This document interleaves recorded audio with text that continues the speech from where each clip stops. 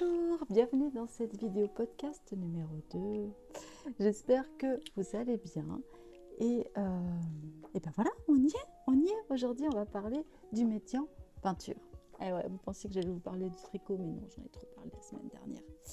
Donc, aujourd'hui, je vais vous parler du médium peinture, mais avant de commencer cette vidéo et de vous expliquer comment elle va se dérouler, je tiens à vous dire que tout ce que je dis ici, je le dis avec ma propre sensibilité, avec mon propre vécu, avec ma propre expérience professionnelle et personnelle, et que voilà, je n'ai pas une science exacte, c'est de la thérapie. Donc la thérapie est propre à chacun, à chaque thérapeute et à chaque patient.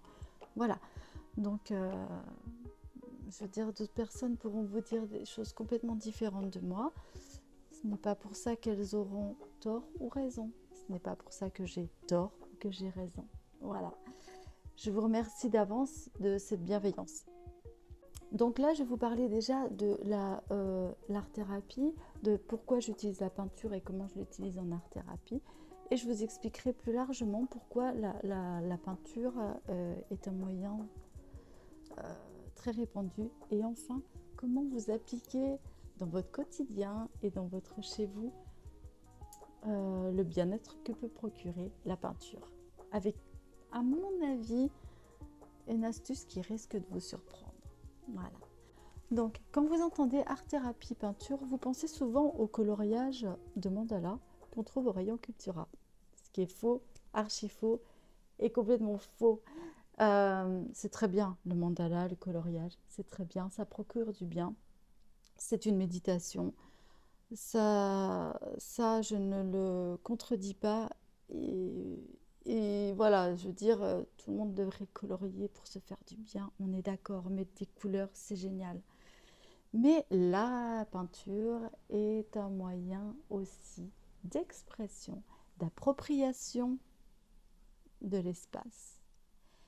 Et, et j'ai oublié de vous dire, mais l'art-thérapie fait appel aux cinq sens. Et la peinture fait appel à la vision, donc à la vue, et pas au toucher, mais plus particulièrement la gestuelle.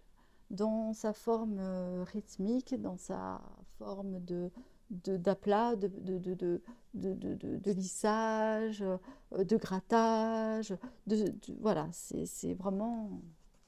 J'ai mes notes. Donc voilà. Les cinq sens, hein, je vous les rappelle, la vue, le goût, l'odorat, le toucher et l'ouïe. Le goût en art-thérapie est pas forcément exploité, à part si on fait de la cuisine, ce qui peut très très bien être le cas. Donc, la peinture. Pourquoi j'utilise la peinture en art-thérapie? J'utilise la peinture en art-thérapie parce que pour moi, c'est un moyen de lâcher prise. Je m'explique. On va pouvoir utiliser plusieurs peintures. J'utilise essentiellement l'acrylique, la gouache, l'aquarelle et pourquoi pas la bombe, mais ça c'est encore différent pour de la peinture extérieure. Je n'utilise absolument pas la peinture à l'huile parce que pour moi elle est trop complexe et au niveau de l'odeur c'est très très intrusif. Voilà, invasif, intrusif, tout ce que vous voulez. Et l'acrylique, ce qui est bien, c'est que ça se nettoie à l'eau, ça se dilue à l'eau et on peut avoir de beaux aplats de couleurs bien épais, c'est pas un problème. Voilà, donc j'utilise donc l'aquarelle et l'acrylique essentiellement, et l'acrylique pour le lâcher prise. On va poser des aplats de couleurs, on va pouvoir rajouter un médium pardon, et pour la rendre un peu plus solide et faire euh, mince, des reliefs. Merci ma cervelle. Voilà, on va pouvoir refaire des reliefs, on va pouvoir utiliser le collage avec l'acrylique, hein, parce qu'on peut coller une feuille en mettant juste un petit peu d'acrylique dessous, la vernir, etc. Enfin, c'est vraiment un médium qui est très, très, très, très sympa à utiliser. On va pouvoir aussi faire des projections. Je pense à Pollock, qui était un spécialiste de la peinture projetée et, et j'aime beaucoup Pollock parce que je trouve que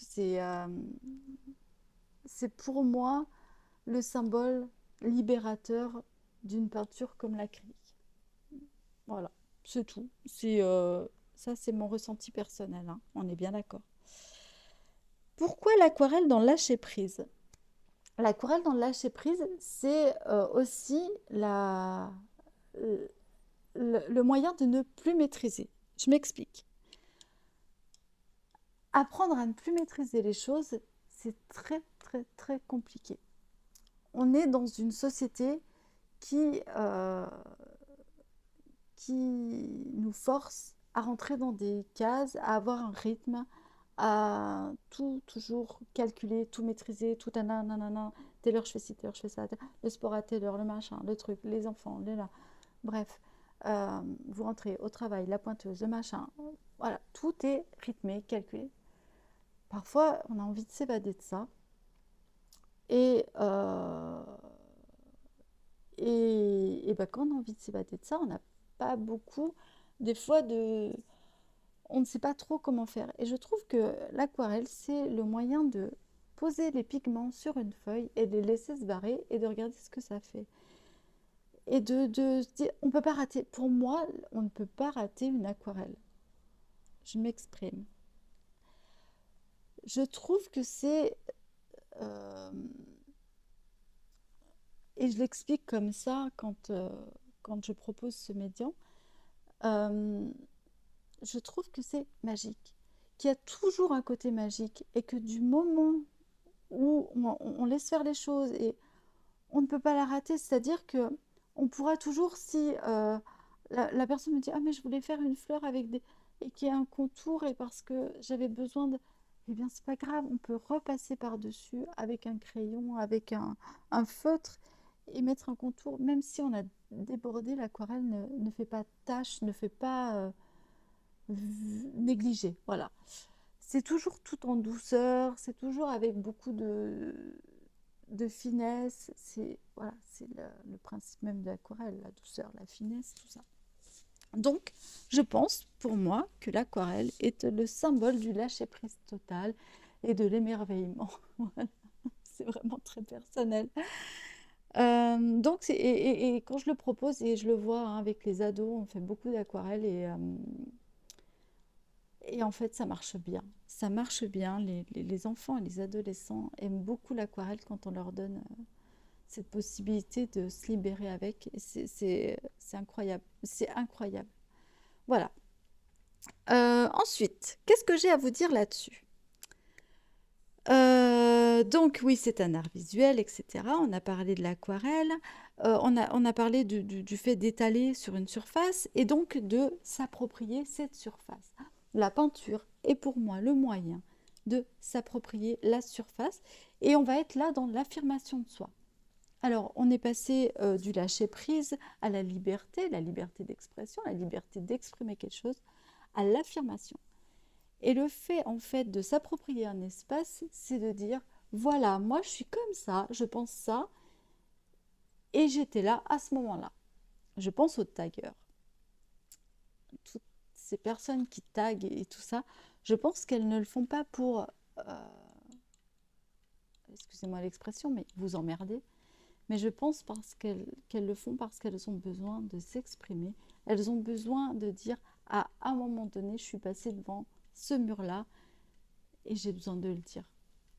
Peut-être que c'est faux, peut-être, et j'ai besoin de partager mon art. Voilà. Et ça, c'est une forme de... C'est un cri, hein. C'est un cri artistique, c'est un cri pictural. Il y a un très très bon article de Marion Haza, ça s'appelle Le psychologue à l'écoute des taggers, des adolescents taggers. Je vous mettrai le lien qui en parle et je trouve qu'il est bien fait là-dessus, hein. C'est juste ça, c'est vraiment cette appropriation de l'espace. Alors là, ça sera l'espace public, ben, c'est comme ça. C'est aussi l'esprit, on va dire, créatif rebelle. Voilà.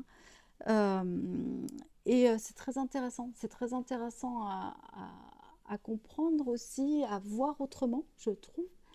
Et ça fait partie pour moi de l'art-thérapie. Et je me dis, quand je vois un tag, cette personne se soigne. Et c'est bien. Elle se fait du bien. Faut pas oublier, hein, l'art-thérapie, c'est se faire du bien par l'art. Donc, c'est, on a cette image d'art-thérapie, comment dire, de soigner, on va dire, tout ce qui est neurologique, psychologique et tout ça. Mais c'est aussi juste du développement personnel et c'est aussi juste une façon d'aller mieux et se faire du bien avec des tout petits troubles qu'on a, hein. Ça peut, voilà, on est tous complètement névrosés, hein. Je veux dire, il n'y a personne sur cette terre qui peut se vanter de juste aller bien. On a tous quelque chose qu'on a envie de perfectionner, d'améliorer. On a tous quelque chose qui nous fait peur. On a tous quelque chose, une angoisse. On a, alors pas forcément, mais voilà, je veux dire en grande partie, hein. Alors, bien sûr, il y aura toujours la super personne qui dira ah ben non, moi j'ai très bien. Ok, il y a rien qui tant mieux, et tant mieux pour toi. Mais je veux dire, on a tous quand même des trucs un peu, voilà, qui nous dévissent le cerveau de temps en temps, et c'est sain, hein, c'est très sain. Voilà. Euh, et là, je vais en venir à ce que je voulais vous dire. Le tag, pour moi, et l'appropriation de l'espace est une merveilleuse transition à s'appliquer à soi, chez soi, au quotidien. Alors là, je vais prendre un peu de temps pour vous expliquer en quoi chez vous et avec les murs de votre maison, votre mobilier, et vous pouvez vous faire du bien et vous pouvez vous appliquer une petite séance d'art-thérapie.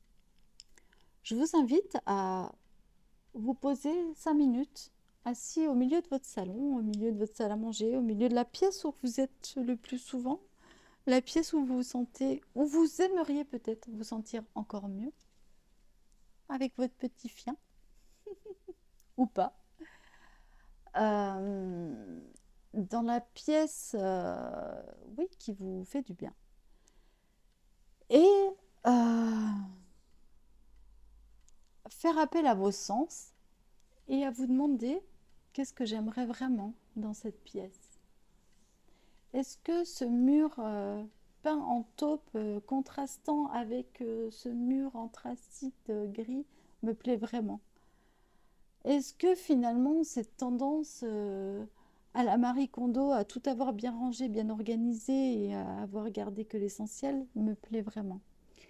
Est-ce que ce plaid que j'ai vu dans Marie-Claire ou que telle influenceuse me plaît vraiment? Posez-vous ces questions.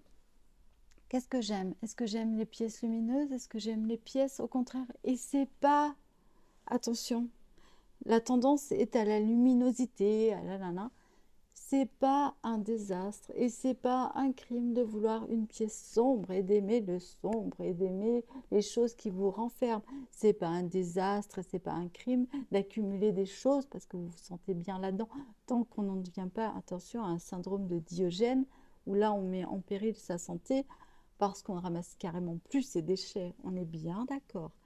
Mais si vous voulez cumuler des petites choses que vous chinez à droite, à gauche, que vous êtes attaché à certains objets parce qu'ils vous rappellent telle ou telle personne et que ça vous fait du bien de les avoir, ce n'est pas un drame. C'est comme ça fait partie de la vie. Et vous, à ce moment-là, vous avez besoin, vous avez envie, votre bien-être passe par là. Et ça, c'est très important. Maintenant, peindre ces murs de la couleur dont vous avez envie. Si vous voulez une maison rose Barbie, peu importe que les autres vous disent c'est moche, c'est votre espace, c'est votre appropriation personnelle et c'est votre bien-être qui prime. Bon, évidemment, si vous vivez avec des enfants et un mari, il faudra peut-être trouver un compromis quelque part et et contrebalancer. On est d'accord, si vous ne pouvez pas peindre vos murs en rose, essayez peut-être d'aménager, de peindre vos meubles, pourquoi pas, de trouver des tissus pour recouvrir vos fauteuils, vos chaises. On s'en fout, on s'en fout. Réappropriez-vous cet espace, peignez les choses qui vous donnent envie et pourquoi pas peindre vos meubles, peindre vos murs, peindre le contour de vos fenêtres, que sais-je, j'en sais rien. Accrochez les tableaux que vous pouvez faire vous et qui vous font du bien. Accrochez les dessins ratés de vos enfants, on s'en fout, qui seront moches pour certains et inesthétiques, qui ne rentrent pas dans ce truc de on s'en tape. Moi j'adore les dessins ratés et je dis ratés volontairement, vous l'avez compris car ce ne sont pas des dessins ratés. Mais voilà, j'adore ça, fais partie des gens qui adorent l'imperfection, qui ne cherchent pas à aligner tout hors les cadres. Je sais pas pourquoi, voilà. Mais j'ouvre jamais Marie-Claire, quoi. Je veux dire, j'ouvre Pinterest, j'adore Pinterest. Il y a plein d'intérieurs que je trouve jolis, mais que je ne mettrai pas chez moi. Je trouve ça magnifique, mais chez moi, non, parce que je m'y sentirais pas bien. Je ne suis entourée que de choses qui me plaisent. Et quand ça ne me plaît pas, ça vire. Je suis dans un environnement complètement désordonné parce que mon esprit est désordonné. C'est comme ça. Et, et j'aime ça. Ma bibliothèque a des livres complètement... comme on dit, je veux dire, je ne mets pas mes livres comme ça, bien rangés, là. Je m'en fous. Tout est mélangé, des plantes. Là, j'ai ma bibliothèque, je suis en train de regarder. J'ai une plante qui pendouille. Entre mes livres et les plantes, il y a des chaussettes que j'ai tricotées. Enfin, voilà, je veux dire, parce que voilà, c'est comme ça et que ça fait du bien. Je pense qu'il faut essayer de déculpabiliser, d'avoir un intérieur standard, à la mode. C'est un peu comme ça aussi qu'on arrive à passer, à se libérer de plein de choses et à affirmer et de passer le pas et d'inviter quelqu'un et de ne pas se justifier aussi, de l'inviter. Je suis chez moi et c'est comme ça. Voilà. Je pense que c'est une bonne conclusion, que j'ai pas besoin d'en rajouter. Comme quoi on passe de la peinture art-thérapie à l'aménagement de chez soi, il n'y a qu'un tout petit pas de fourmi. J'espère que cette vidéo en tout cas vous aura plu, vous aura éclairé sur certaines choses. Et attendez, ah oui non, ça enregistre. J'espère que cette vidéo vous aura plu. J'espère qu'elle vous aura éclairé. Si vous voulez que je vous développe plus l'art-thérapie à proprement dit, dites-le-moi. Là, c'est vraiment de la vulgarisation